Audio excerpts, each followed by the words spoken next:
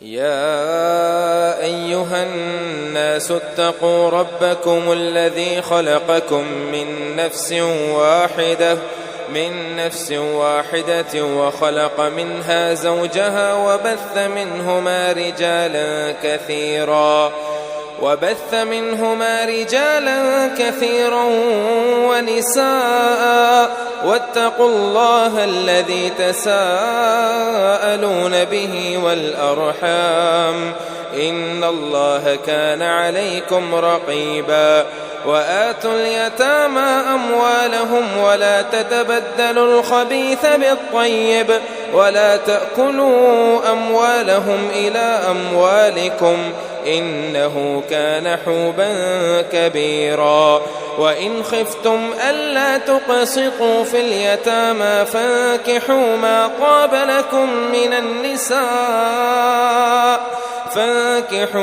طاب لكم من النساء مثنى وثلاث ورباع فإن خفتم ألا تعدلوا فواحدة أو ما ملكت أيمانكم ذلك أدنى ألا تعولوا وآتوا النساء صدقاتهن نحلة فإن طبن لكم عن شيء منه نفسا فكلوه هنيئا مريئا ولا تؤتوا السفهاء أموالكم التي جعل الله لكم قياما وارزقوهم فيها واكسوهم وقولوا لهم قولا معروفا وابتلوا اليتامى حتى إذا بلغوا النكاح فإن آنستم منهم رشدا فادفعوا إليهم أموالهم ولا تأكلوها إسرافا وبدارا أن يكبروا ومن كان غنيا فليستعفف ومن كان فقيرا فليأكل بالمعروف فإذا دفعتم إليهم أموالهم فأشهدوا عليهم وكفى بالله حسيبا للرجال نصيب مما ترك الوالدان والأقربون وللنساء نصيب مما ترك الوالدان والأقربون مما قل منه أو كثر نصيبا مفروضا وإذا حضر القسمة أولو القربى واليتامى والمساكين فارزقوهم منه وقولوا لهم قولا معروفا وليخشى الذين لو تركوا من خلفهم ذرية ضعافا خافوا عليهم فليتقوا الله وليقولوا قولا سديدا إن الذين يأكلون أموال اليتامى ظلما إنما يأكلون في بطونهم نارا وسيصلون سعيرا يوصيكم الله في أولادكم للذكر مثل حظ الأنثيين فإن كن نساء فوق 2 فلهن ثلثا ما ترك وإن كانت واحدة فلها النصف ولأبويه لكل واحد منهما الثلث مما ترك إن كان له ولد فإن لم يكن له ولد وورثه أبواه فلأمه السدس فإن كان له إخوة فلأمه من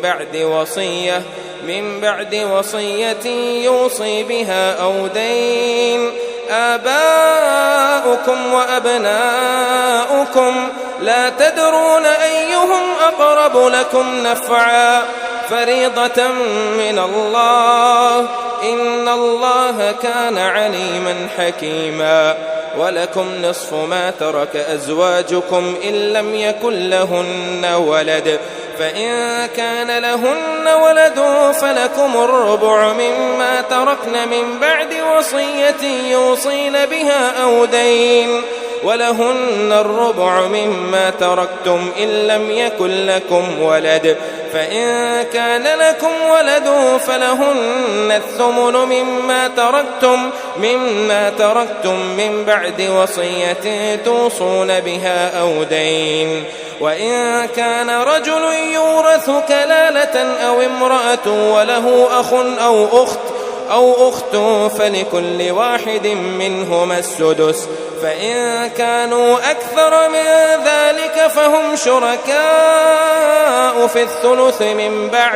الثلث من بعد وصية يوصى بها أو دين غير مضار، وصية من الله والله عليم حليم. تلك حدود الله، ومن يطع الله ورسوله يدخله جنات تجري من تحتها الأنهار خالدين فيها، وذلك الفوز العظيم. ومن يعص الله ورسوله ويتعد حدوده يدخله نارا خالدا فيها وله عذاب مهين. واللاتي يأتين الفاحشة من نسائكم فاستشهدوا عليهن 4 منكم، فإن شهدوا فأمسكوهن في البيوت حتى يتوفاهن الموت أو يجعل الله لهن سبيلا. واللذان يأتيانها منكم فآذوهما، فإن تابا وأصلحا فأعرضوا عنهما إن الله كان توابا رحيما. إنما التوبة على الله للذين يعملون السوء بجهالة ثم يتوبون من قريب فأولئك يتوب الله عليهم وكان الله عليما حكيما. وليست التوبة للذين يعملون السيئات حتى إذا حضر أحدهم الموت قال إني تبت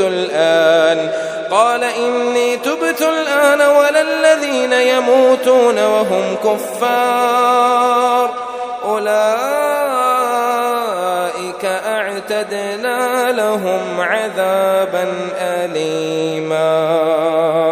يا أيها الذين آمنوا لا يحل لكم أن ترثوا النساء كرها ولا تعضلوهن لتذهبوا ببعض ما آتيتموهن إلا أن يأتين بفاحشة مبينة وعاشروهن بالمعروف. فإن كرهتموهن فعسى أن تكرهوا شيئا ويجعل الله فيه خيرا كثيرا. وإن أردتم استبدال زوج مكان زوج وآتيتم إحداهن قنطارا فلا تأخذوا منه شيئا أتأخذونه بهتانا وإثما مبينا. وكيف تأخذونه وقد أفضى بعضكم إلى بعض وأخذن منكم ميثاقا غليظا. ولا تنكحوا ما نكح آباؤكم من النساء إلا ما قد سلف إنه كان فاحشة ومقتا وساء سبيلا. حرمت عليكم أمهاتكم وبناتكم وأخواتكم وعماتكم وخالاتكم وبنات الأخ وبنات الأخت وأمهاتكم اللاتي أرضعنكم وأخواتكم من الرضاعة وأمهات نسائكم وربائبكم اللاتي في حجوركم من نسائكم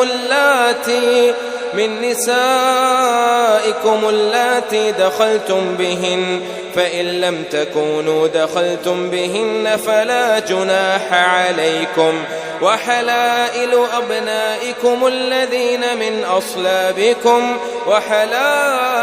أبنائكم الذين من أصلابكم وأن تجمعوا بين الأختين إلا ما قد سلف إن الله كان غفورا رحيما والمحصنات من النساء إلا ما ملكت أيمانكم كتاب الله عليكم وأحل لكم ما وراء ذلكم أن تبتغوا بأموالكم محصنين غير مسافحين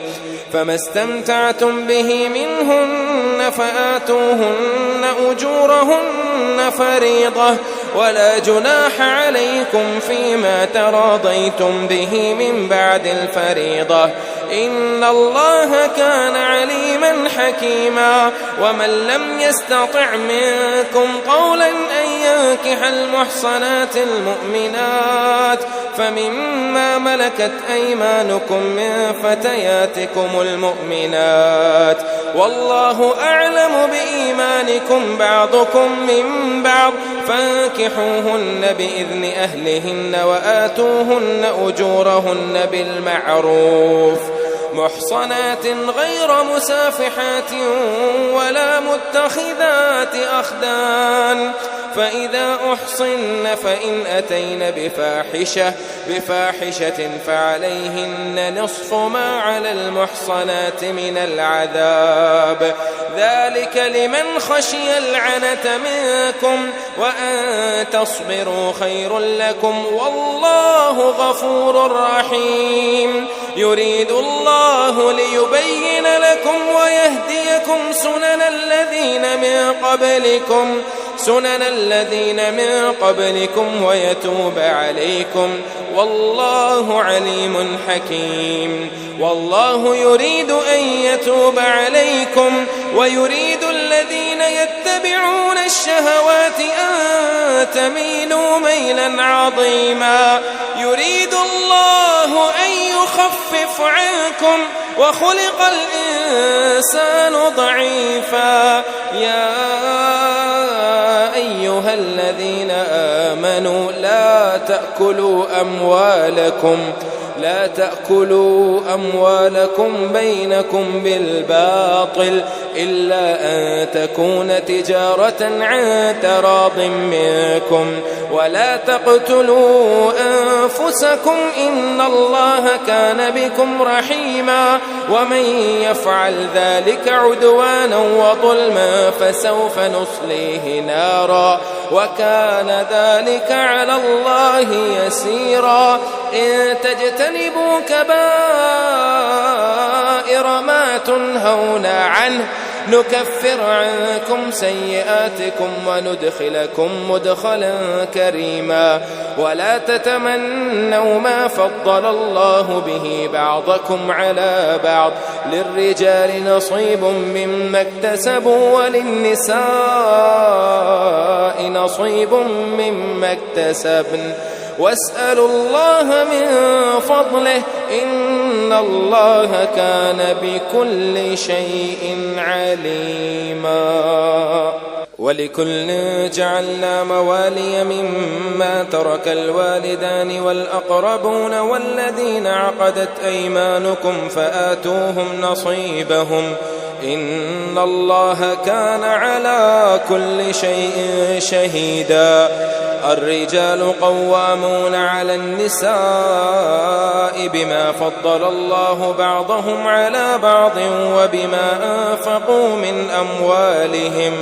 فالصالحات قانتات حافظات للغيب بما حفظ الله واللاتي تخافون نشوزهن فعظوهن واهجروهن في المضاجع واضربوهن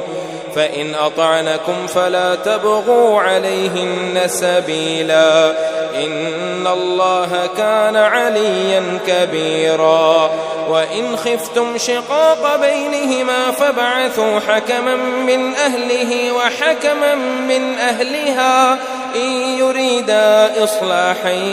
يوفق الله بينهما إن الله كان عليما خبيرا واعبدوا الله ولا تشركوا به شيئا وبالوالدين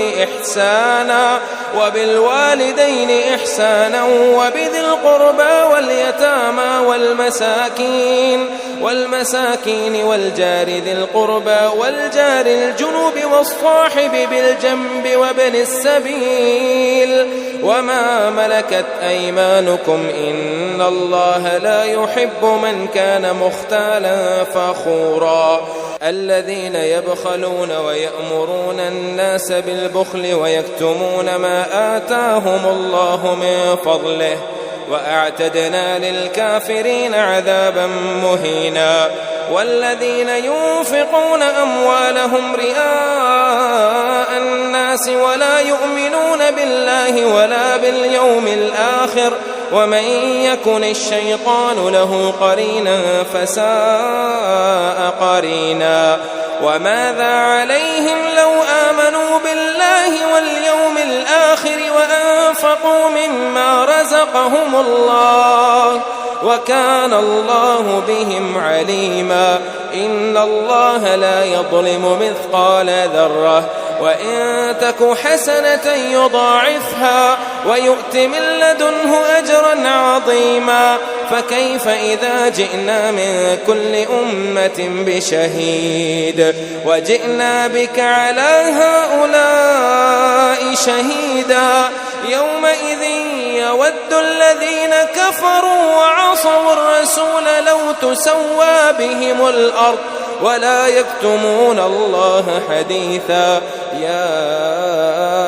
أيها الذين آمنوا لا تقربوا الصلاة وأنتم سكارى حتى تعلموا ما تقولون ولا جنبا إلا عابري سبيل حتى تغتسلوا وإن كنتم مرضى أو على سفر أو جاء أحد منكم من الغائط أو لامستم النساء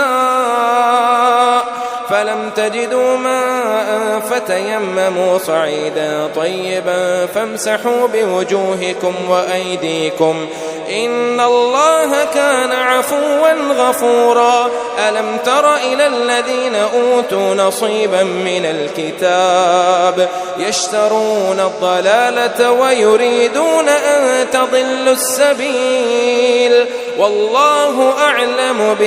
بأعدائكم وكفى بالله وليا وكفى بالله نصيرا من الذين هادوا يحرفون الكلم عن مواضعه ويقولون سمعنا وعصينا واسمع غير مسمع وراعنا ليا بألسنتهم وطعنا في الدين ولو أنهم قالوا سمعنا وأطعنا واسمع وانظرنا لكان خيرا لهم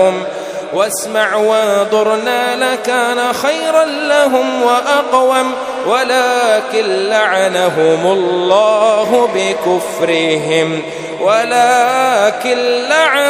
الله بكفرهم فلا يؤمنون إلا قليلا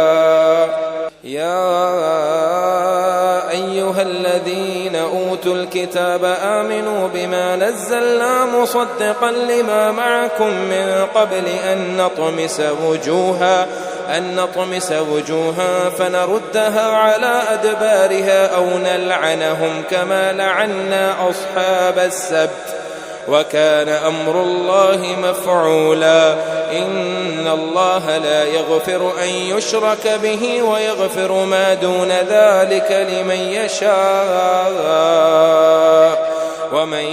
يشرك بالله فقد افترى إثما عظيما ألم تر إلى الذين يزكون أنفسهم بل الله يزكي من يشاء ولا يظلمون فتيلا انظر كيف يفترون على الله الكذب وكفى به إثما مبينا ألم تر إلى الذين أوتوا نصيبا من الكتاب يؤمنون بالجبت والطاغوت ويقولون للذين كفروا هؤلاء أهدى من الذين آمنوا سبيلا أولئك الذين لعنهم الله ومن يلعن الله فلا تجد له نصيرا أم لهم نصيب من الملك فإذا لا يؤتون الناس نقيرا أم يحسدون الناس على ما آتاهم الله من فضله فقد آتينا آل إبراهيم الكتاب والحكمة وآتيناهم ملكا عظيما فمنهم من آمن به ومنهم من صد عنه وكفى بجهنم سعيرا إن الذين كفروا بآياتنا سوف نصليهم نارا كلما نضجت جلودهم بدلناهم جلودا غيرها ليذوقوا العذاب إن الله كان عزيزا حكيما والذين آمنوا وعملوا الصالحات سندخلهم جنات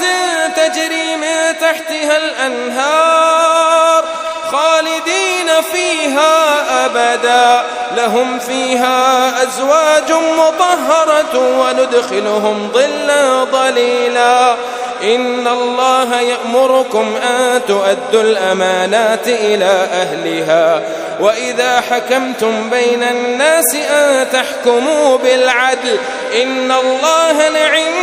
ما يعظكم به إن الله كان سميعا بصيرا يا أيها الذين آمنوا أطيعوا الله يا أيها الذين آمنوا أطيعوا الله وأطيعوا الرسول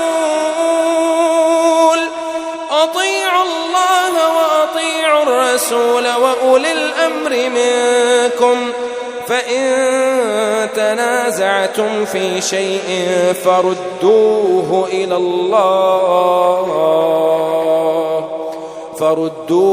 الله والرسول إن كنتم تؤمنون بالله واليوم الآخر ذلك خير وأحسن تأويلا ألم تر إلى الذين يزعمون أنهم آمنوا بما أنزل إليك وما أنزل من قبلك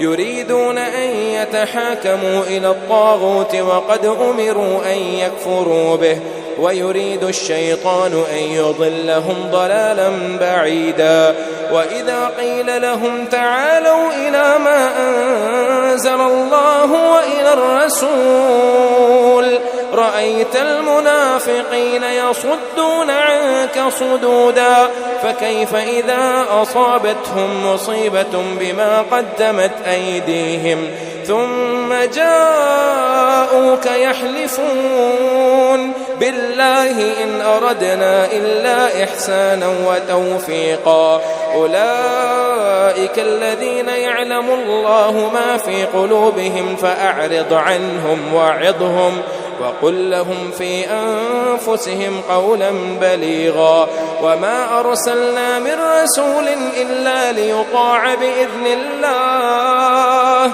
ولو أنهم إذ ظلموا أنفسهم جاءوك فاستغفروا الله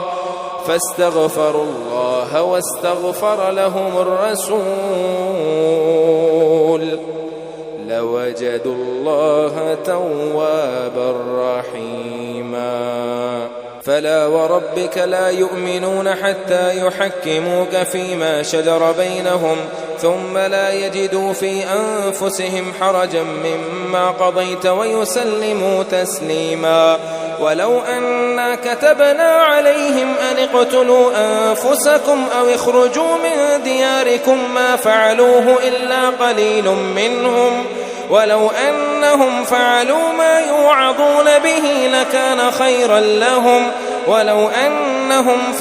ما يوعظون به لكان خيرا لهم وأشد تثبيتا وإذا لآتيناهم من لدنا أجرا عظيما ولهديناهم صراطا مستقيما ومن يطع الله والرسول فأولئك مع الذين أنعم الله عليهم من النبيين والصديقين والشهداء والصالحين وحسن أولئك رفيقا ذلك الفضل من الله وكفى بالله عليما يا أيها الذين آمنوا خذوا حذركم فانفروا ثبات أو انفروا جميعا وإن منكم لمن ليبطئن فإن أصابتكم مصيبة قال قد أنعم الله علي إذ لم أكن معهم شهيدا ولئن أصابكم فضل من الله ليقولن كأن لم تكن بينكم وبينه مودة يا ليتني كنت معهم فأفوز فوزا عظيما فليقاتل في سبيل الله الذين يشرون الحياة الدنيا بالآخرة ومن يقاتل في سبيل الله فيقتل أو يغلب فسوف نؤتيه أجرا عظيما وما لكم لا تقاتلون في سبيل الله والمستضعفين من الرجال والنساء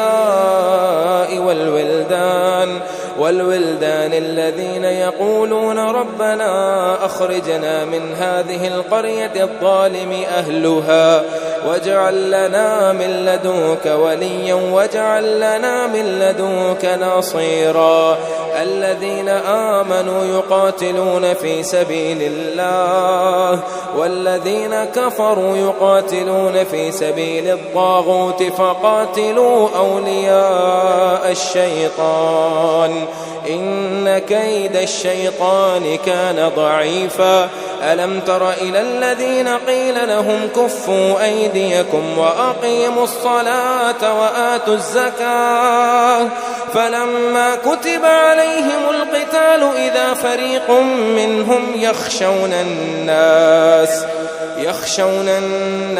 كخشية الله أو أشد خشية وقالوا ربنا لم كتبت علينا القتال لولا أخرتنا إلى أجل قريب قل متاع الدنيا قليل والآخرة خير لمن اتقى ولا تظلمون فتيلا أينما تكونوا يدرككم الموت ولو كنتم في بروج مشيدة وإن تصبهم حسنة يقولوا هذه من عند الله وإن تصبهم سيئة يقولوا هذه من عندك قل كل من عند الله فما لهؤلاء القوم لا يكادون يفقهون حديثا ما أصابك من حسنة فمن الله وما أصابك من سيئة فمن نفسك وأرسلناك للناس رسولا وكفى بالله شهيدا من يطع الرسول فقد أطاع الله ومن تولى فما أرسلناك عليهم حفيظا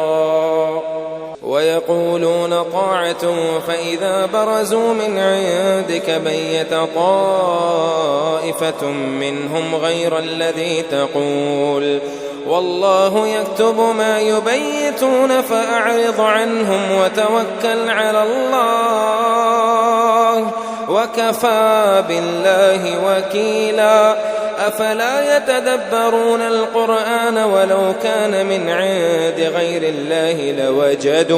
لوجدوا فيه اختلافا كثيرا وإذا جاءهم أمر من الأمن أو الخوف أذاعوا به ولو ردوه إلى الرسول وإلى أولي الأمر منهم لعلمه الذين يستنبطونه منهم ولولا فضل الله عليكم ورحمته لاتبعتم الشيطان إلا قليلا فقاتل في سبيل الله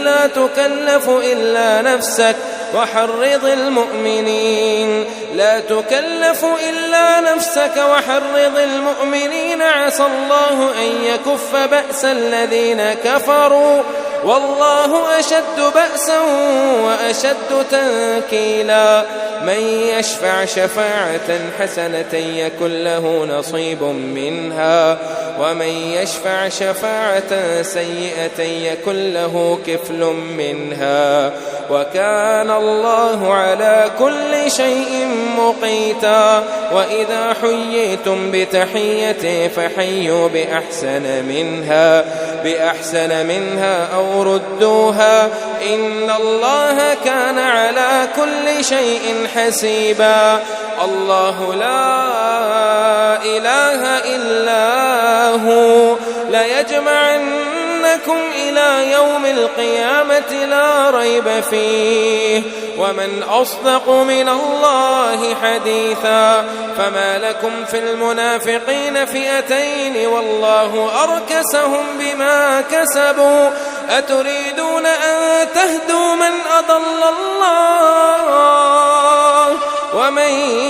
يضلل الله فلن تجد له سبيلا ودوا لو تكفرون كما كفروا فتكونون سواء فلا تتخذوا منهم أولياء حتى يهاجروا في سبيل الله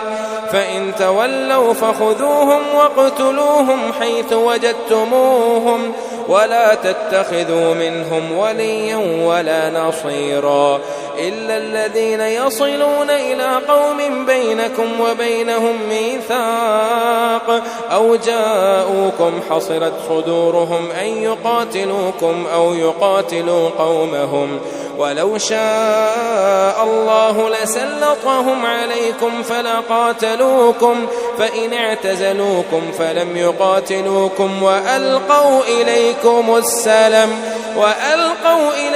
السلم فما جعل الله لكم عليهم سبيلا ستجدون آخرين يريدون أن يأمنوكم ويأمنوا قومهم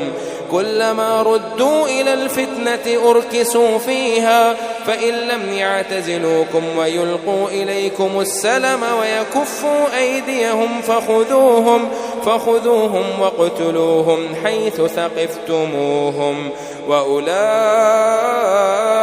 جعلنا لكم عليهم سلطانا مبينا وما كان لمؤمن أن يقتل مؤمنا إلا خطأ ومن قتل مؤمنا خطأ فتحرير رقبة مؤمنة ودية مسلمة إلى أهله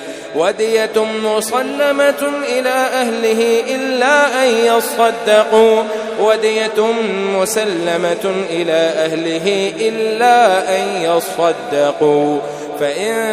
كان من قوم عدو لكم وهو مؤمن فتحرير رقبة مؤمنة وإن كان من قوم بينكم وبينهم ميثاق فدية مسلمة إلى أهله وتحرير رقبة مؤمنة فمن لم يجد فصيام شهرين متتابعين توبة من الله وكان الله عليما حكيما. ومن يقتل مؤمنا متعمدا فجزاؤه جهنم خالدا فيها وغضب الله عليه ولعنه وأعد له عذابا عظيما. يا أيها الذين آمنوا إذا ضربتم في سبيل الله فتبينوا ولا تقولوا لمن ألقى إليكم السلام لست مؤمنا تبتغون عرض الحياة الدنيا فعند الله مغانم كثيرة كذلك كنتم من قبل فمن الله عليكم فتبينوا إن الله كان بما تعملون خبيرا. لا يستوي القاعدون من المؤمنين غير أولي الضرر والمجاهدون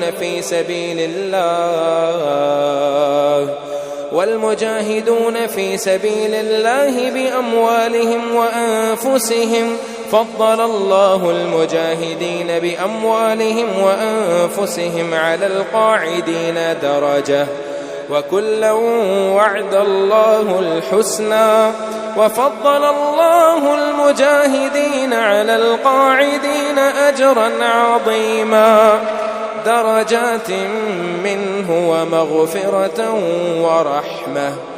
وكان الله غفورا رحيما. إن الذين توفاهم الملائكة ظالمي أنفسهم قالوا فيم كنتم قالوا كنا مستضعفين في الأرض قالوا ألم تكن أرض الله واسعة فتهاجروا فيها فأولئك مأواهم جهنم وساءت مصيرا إلا المستضعفين من الرجال والنساء والولدان لا يستطيعون حيلة ولا يهتدون سبيلا فأولئك عسى الله أن يعفو عنهم وكان الله عفوا غفورا. ومن يهاجر في سبيل الله يجد في الأرض مراغما كثيرا وسعة ومن يخرج من بيته مهاجرا إلى الله ورسوله ثم يدركه الموت فقد وقع أجره على الله وكان الله غفورا رحيما. وإذا ضربتم في الأرض فليس عليكم جناح أن تقصروا من الصلاة إن خفتم أن يفتنكم الذين كفروا إن الكافرين كانوا لكم عدوا مبينا. وإذا كنت فيهم فأقمت لهم الصلاة فلتقم طائفة منهم معك وليأخذوا أسلحتهم فإذا سجدوا فليكونوا من ورائكم ولتأت طائفة أخرى لم يصلوا فليصلوا معك وليأخذوا حذرهم وأسلحتهم ود الذين كفروا لو تغفلون عن أسلحتكم وأمتعتكم فيميلون عليكم ميلة واحدة ولا جناح عليكم إن كان بكم أذى من مطر أو كنتم مرضى أن تضعوا أسلحتكم وخذوا حذركم إن الله أعد للكافرين عذابا مهينا. فإذا قضيتم الصلاة فاذكروا الله قياما وقعودا وعلى جنوبكم فإذا اطمأننتم فأقيموا الصلاة إن الصلاة كانت على المؤمنين كتابا موقوتا ولا تهنوا في ابتغاء القوم إن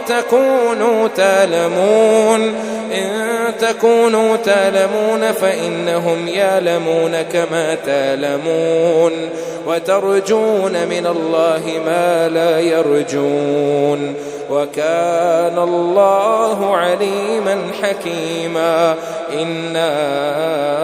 أنزلنا إليك الكتاب بالحق لتحكم بين الناس بما أراك الله ولا تكن للخائنين خصيما واستغفر الله إن الله كان غفورا رحيما. ولا تجادل عن الذين يختانون أنفسهم إن الله لا يحب من كان خوانا أثيما. يستخفون من الناس ولا يستخفون من الله وهو معهم إذ يبيتون ما لا يرضى من القول وكان الله بما يعملون محيطا. ها أنتم هؤلاء جادلتم عنهم في الحياة الدنيا فمن يجادل الله عنهم يوم القيامة أم من يكون عليهم وكيلا. ومن يعمل سوءا أو يظلم نفسه ثم يستغفر الله يجد الله غفورا رحيما. ومن يكسب إثما فإنما يكسبه على نفسه وكان الله عليما حكيما. ومن يكسب خطيئة أو إثما ثم يرمي به بريئا فقد احتمل بهتانا وإثما مبينا. ولولا فضل الله عليك ورحمته لهمت طائفة منهم أن يضلوك وما يضلون إلا أنفسهم وما يضرونك من شيء. وأنزل الله عليك الكتاب والحكمة وعلمك ما لم تكن تعلم وكان فضل الله عليك عظيما. لا خير في كثير من نجواهم إلا من أمر بصدقة أو معروف أو إصلاح بين الناس ومن يفعل ذلك ابتغاء مرضات الله فسوف نؤتيه أجرا عظيما. ومن يشاقق الرسول من بعد ما تبين له الهدى ويتبع غير سبيل المؤمنين نوله ما تولى ونصله جهنم وساءت مصيرا. إن الله لا يغفر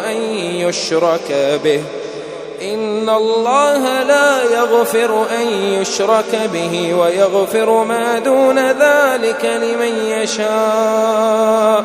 ومن يشرك بالله فقد ضل ضلالا بعيدا. إن يدعون من دونه إلا إناثا وإن يدعون إلا شيطانا مريدا لعنه الله وقال لأتخذن من عبادك نصيبا مفروضا. ولأضلنهم ولأمنينهم ولآمرنهم فليبتكن آذان الأنعام ولآمرنهم فليغيرن خلق الله. ومن يتخذ الشيطان وليا من دون الله فقد خسر خسرانا مبينا. يعدهم ويمنيهم وما يعدهم الشيطان إلا غرورا. أولئك مأواهم جهنم ولا يجدون عنها محيصا. والذين آمنوا وعملوا الصالحات سندخلهم جنات تجري من تحتها الأنهار خالدين فيها أبدا وعد الله حقا ومن أصدق من الله قيلا. ليس بأمانيكم ولا أماني أهل الكتاب من يعمل سوءا يجز به ولا يجد له من دون الله وليا ولا نصيرا. ومن يعمل من الصالحات من ذكر أو أنثى وهو مؤمن فأولئك يدخلون الجنة ولا يظلمون نقيرا. ومن أحسن دينا ممن أسلم وجهه لله وهو محسن واتبع ملة إبراهيم حنيفا واتخذ الله إبراهيم خليلا. ولله ما في السماوات وما في الأرض وكان الله بكل شيء محيطا. ويستفتونك في النساء قل الله يفتيكم فيهن وما يتلى عليكم في الكتاب في يتامى النساء اللاتي لا تؤتونهن ما كتب لهن وترغبون أن تنكحوهن والمستضعفين من الولدان وأن تقوموا لليتامى بالقسط وما تفعلوا من خير فإن الله كان به عليما. وإن امرأة خافت من بعدها نشوزا أو إعراضا فلا جناح عليهما أن يصلحا بينهما صلحا والصلح خير وأحضرت الأنفس الشح وإن تحسنوا وتتقوا فإن الله كان بما تعملون خبيرا. ولن تستطيعوا أن تعدلوا بين النساء ولو حرصتم فلا تميلوا كل الميل فتذروها كالمعلقة. وإن تصلحوا وتتقوا فإن الله كان غفورا رحيما. وإن يتفرقا يغن الله كلا من سعته وكان الله واسعا حكيما. ولله ما في السماوات وما في الأرض ولقد وصينا الذين أوتوا الكتاب من قبلكم وإياكم أن اتقوا الله وإن تكفروا فإن لله ما في السماوات وما في الأرض وكان الله غنيا حميدا. ولله ما في السماوات وما في الأرض وكفى بالله وكيلا. إن يشأ يذهبكم أيها الناس ويأت بآخرين وكان الله على ذلك قديرا. من كان يريد ثواب الدنيا فعند الله ثواب الدنيا والآخرة وكان الله سميعا بصيرا. يا أيها الذين آمنوا كونوا قوامين بالقسط شهداء لله ولو على أنفسكم أو الوالدين والأقربين إن يكن غنيا أو فقيرا فالله أولى بهما فلا تتبعوا الهوى أن تعدلوا وإن تلووا أو تعرضوا فإن الله كان بما تعملون خبيرا. يا أيها الذين آمنوا بالله ورسوله والكتاب الذي نزل على رسوله والكتاب الذي أنزل من قبل ومن يكفر بالله وملائكته وكتبه ورسله واليوم الآخر فقد ضل ضلالا بعيدا. إن الذين آمنوا ثم كفروا ثم آمنوا ثم كفروا ثم ازدادوا كفرا لم يكن الله ليغفر لهم ولا ليهديهم سبيلا. بشر المنافقين بأن لهم عذابا أليما. الذين يتخذون الكافرين أولياء من دون المؤمنين أيبتغون عندهم العزة فإن العزة لله جميعا. وقد نزل عليكم في الكتاب أن إذا سمعتم آيات الله يكفر بها ويستهزأ بها فلا تقعدوا معهم حتى يخوضوا في حديث غيره إنكم إذا مثلهم إن الله جامع المنافقين والكافرين إن الله جامع المنافقين والكافرين في جهنم جميعا الذين يتربصون بكم فإن كان لكم فتح من الله قالوا ألم نكن معكم وإن كان للكافرين نصيب قالوا ألم نستحوذ عليكم ونمنعكم من المؤمنين فالله يحكم بينكم يوم القيامة ولن يجعل الله للكافرين على المؤمنين سبيلا إن المنافقين يخادعون الله وهو خادعهم وإذا قاموا إلى الصلاة قاموا كسالى يراءون الناس ولا يذكرون الله إلا قليلا مذبذبين بين ذلك لا إله هؤلاء ولا إله هؤلاء ومن يضلل الله فلن تجد له سبيلا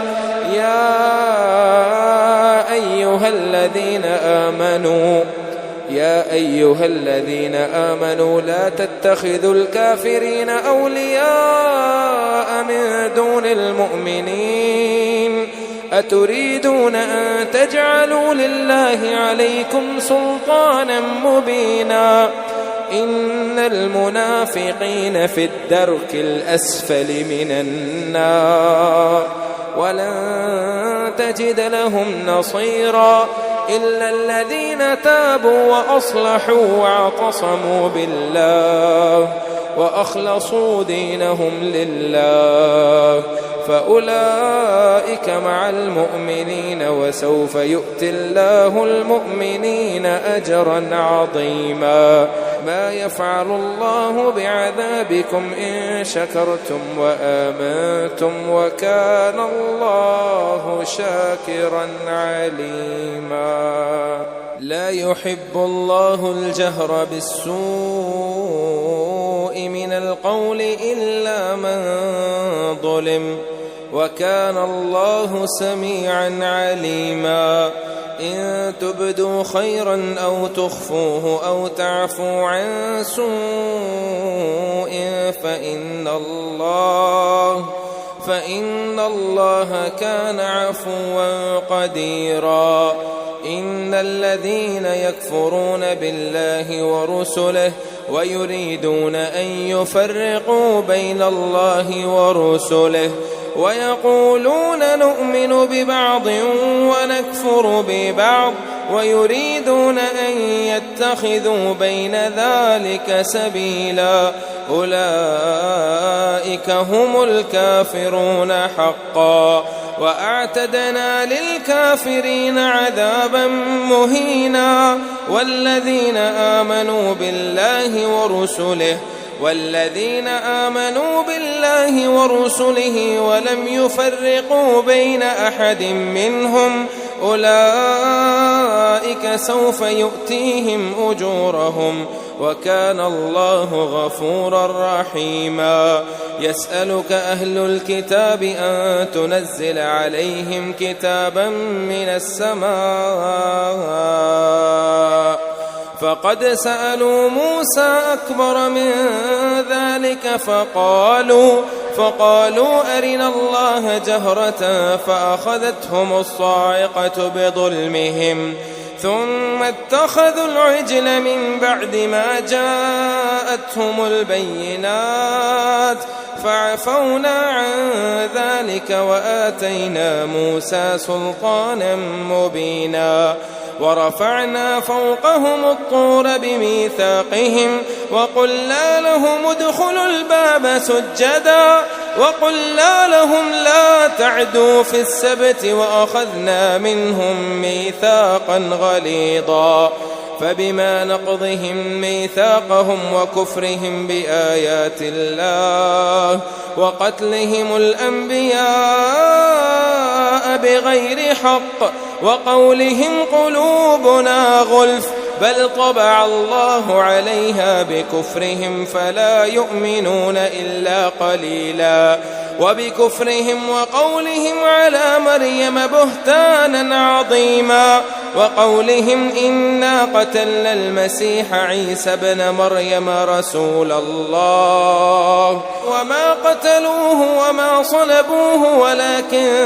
شبه لهم وإن الذين اختلفوا فيه لفي شك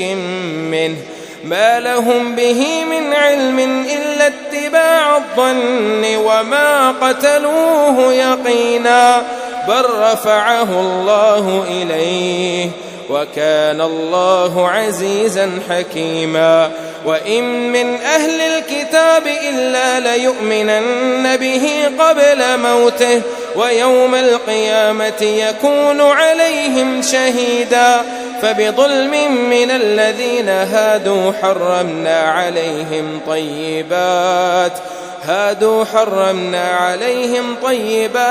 أحلت لهم وبصدهم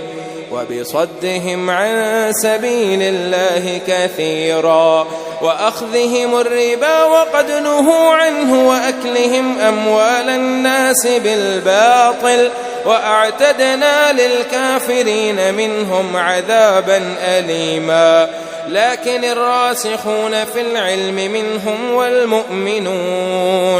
منهم والمؤمنون يؤمنون بما أنزل إليك وما أنزل من قبلك والمقيمين الصلاة والمؤتون الزكاة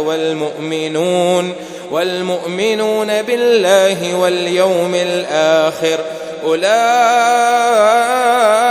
سنؤتيهم أجرا عظيما إنا أوحينا إليك كما أوحينا إلى نوح والنبيين من بعده وأوحينا إلى إبراهيم وإسماعيل وإسحاق ويعقوب والأسباط وعيسى وأيوب ويونس وهارون وسليمان وآتينا داود زبورا ورسلا قد قصصناهم عليك من قبل ورسلا لم نقصصهم عليك وكلم الله موسى تكليما رسلا مبشرين ومنذرين لئلا يكون للناس على الله حجة بعد الرسل وكان الله عزيزا حكيما لكن الله يشهد بما أنزل إليك أنزله بعلمه والملائكة يشهدون وكفى بالله شهيدا إن الذين كفروا وصدوا عن سبيل الله قد ضلوا ضلالا بعيدا إن الذين كفروا وظلموا لم يكن الله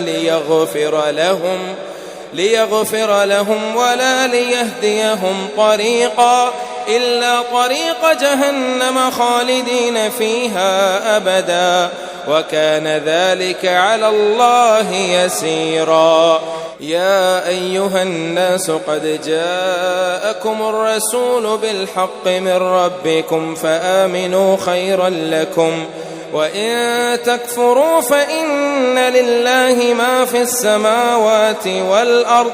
وكان الله عليما حكيما يا أهل الكتاب لا تغلوا في دينكم ولا تقولوا على الله إلا الحق إنما المسيح عيسى بن مريم رسول الله وكلمته ألقاها إلى مريم وروح منه فآمنوا بالله ورسله ولا تقولوا ثلاثة انتهوا خيرا لكم إنما الله إله واحد سبحانه أن يكون له ولد له ما في السماوات وما في الأرض وكفى بالله وكيلا لن يستنكف المسيح أن يكون عبدا لله لن يستنكف المسيح أن يكون عبدا لله ولا الملائكة المقربون ومن يستنكف عن عبادته ويستكبر فسيحشرهم إليه جميعا فأما الذين آمنوا وعملوا الصالحات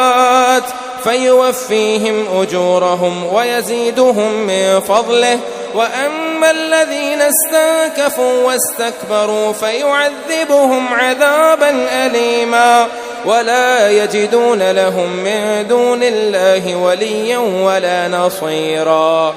يا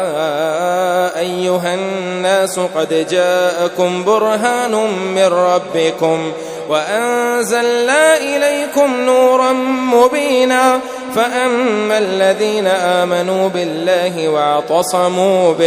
واعتصموا به فسيدخلهم في رحمة منه وفضل ويهديهم إليه صراطا مستقيما يستفتونك قل الله يفتيكم في الكلالة إن امرؤ هلك ليس له ولد وله أخت